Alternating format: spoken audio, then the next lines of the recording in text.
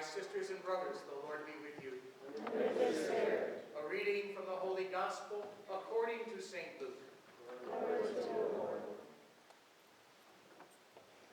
Some Sadducees, those who deny that there is a resurrection, came forward and put this question to Jesus, saying, "Teacher, Moses wrote for us, if someone's brother dies leaving a wife but no child, his brother must take the wife and raise up descendants for his brother. Now there were 7 brothers. The first married a woman but died childless. Then the second and the third married her, and likewise all the 7 died childless. Finally, the woman also died. Now, at the resurrection, whose wife will that woman be? For all 7 had been married to her." Jesus said to them, "The children of this age marry and remarry. But those who are deemed worthy to attain to the coming age and to the resurrection of the dead neither marry nor are given in marriage. They can no longer die, for they are like angels. And they are the children of God, because they are the ones who will rise. Then that the dead will rise, even Moses made known in the passage about the bush, when he called out, 'Lord, the God of Abraham, the God of Isaac, and the God of Jacob.' And he is not God of the dead, but of the living, for to him all are alive." The Gospel of the Lord. Praise to you, Lord Jesus Christ.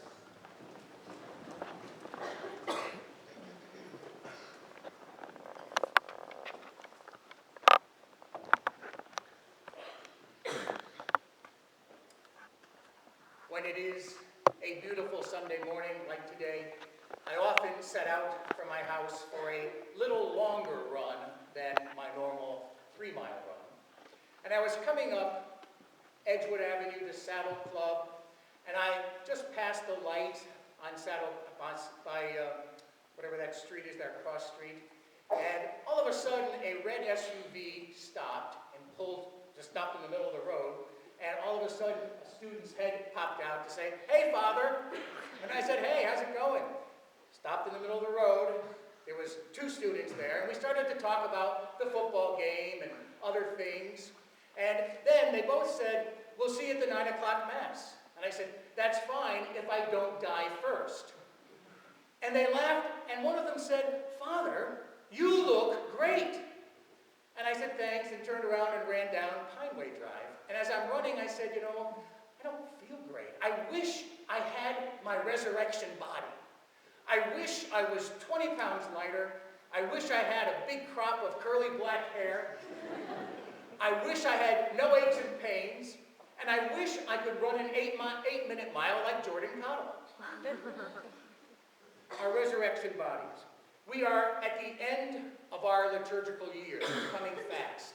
December 1st begins the new liturgical year, the season of Advent.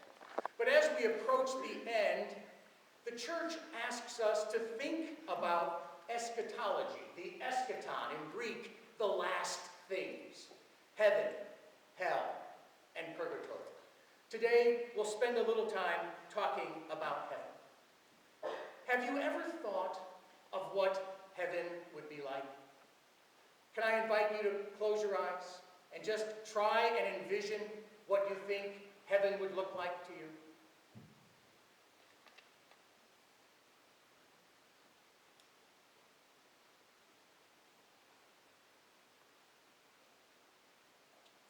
And I'll tell you a story. A teacher in a kindergarten religious ed class asked the children to draw a picture of heaven. Immediately, the little heads were bent over white, clean sheets of paper, and out came the crayons. About 15 minutes later, all the students appeared to be finishing their works of art, and the teacher walked around the room commenting on each drawing. Fluffy white clouds, angels with harps in long gowns, God as as an old man with a long beard sitting on a throne.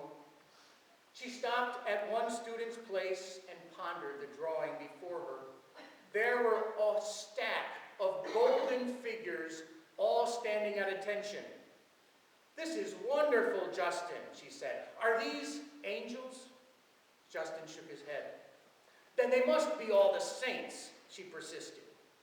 Justin shook his head again. "Didn't you say to draw a picture of heaven?" Justin asked. His teacher nodded. He said, "Well, these are French fries. 1,000,000 McDonald's French fries. And that is heaven to me." It gave me pause to think about what I think of heaven. And I think of heaven as a homecoming weekend. Homecoming weekend is now. Yesterday, I stood in our Catholic campus ministry tent and I met oodles of students who have crossed my path in these 8.5 years. And we kindled a relationship. We caught up on life. We talked about things that were important.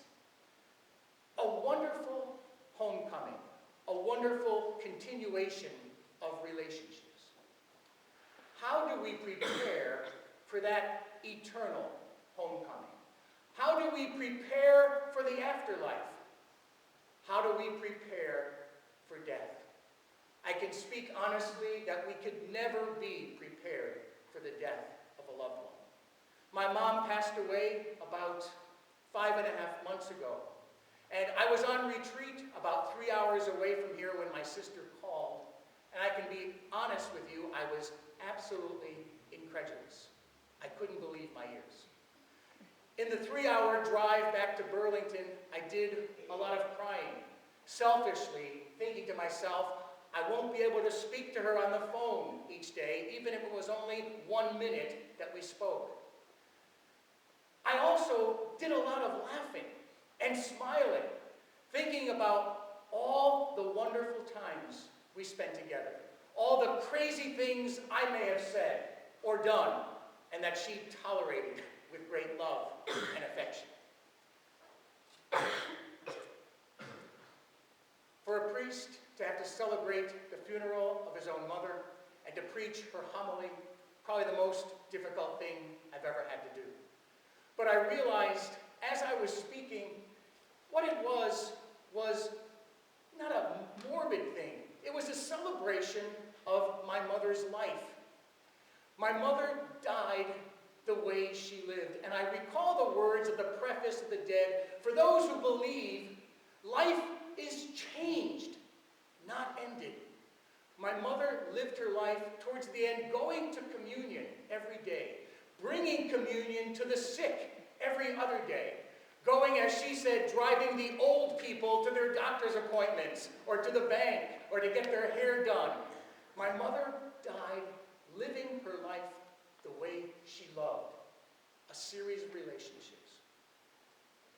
Dying is all about a continuation of relationships. Our God is a God of the living, and our lives, our relationships continue.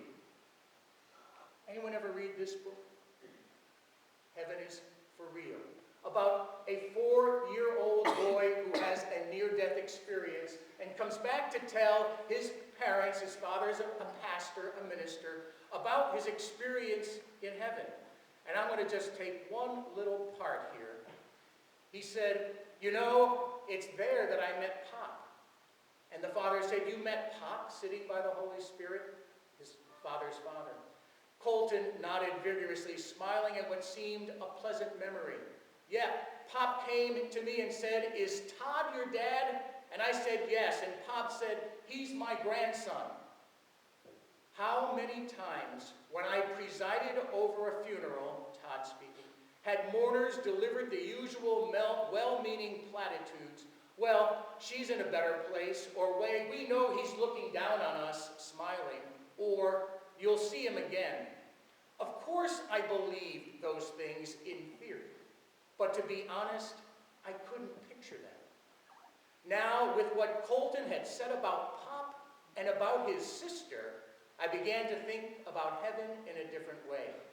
Not just a place of jeweled gates, shining rivers, and streets of gold, but a realm of joy and fellowship, both for those who are with us in eternity and those still on earth, whose arrival we eagerly anticipated.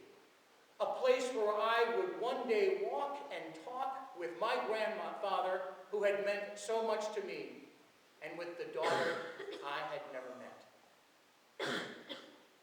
Our God is a God of the living. Our relationships continue into the next life. Our first reading was a very gruesome scene.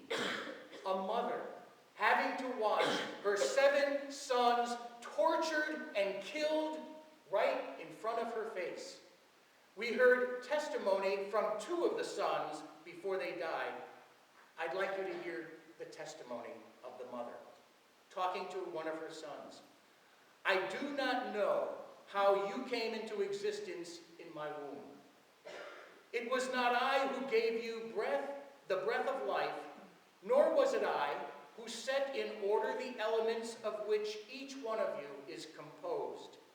Therefore, since it is the creator of the universe who shapes each person's beginning as he brings about the origin of everything, he, in his mercy, will give you back both breath and life, because you now disregard yourselves for the sake of the law. And just before her last son, her youngest, died, she said, Son, have pity on me, who carried you in my womb for 9 months, nursed you for 3 years, brought you up, and educated and supported you to your present age. I beg you, child, to look to the heavens and the earth, to see all that is in them. Then you will know that God did not make them out of existing things, and in the same way the human race came into existence. Do not be afraid of this executioner, but be worthy of your brothers and accept death, so that in the time of mercy I may receive you again with them. A woman of staunch faith and great courage, who could speak those words to her sons, knowing full well that she would enjoy their company once again.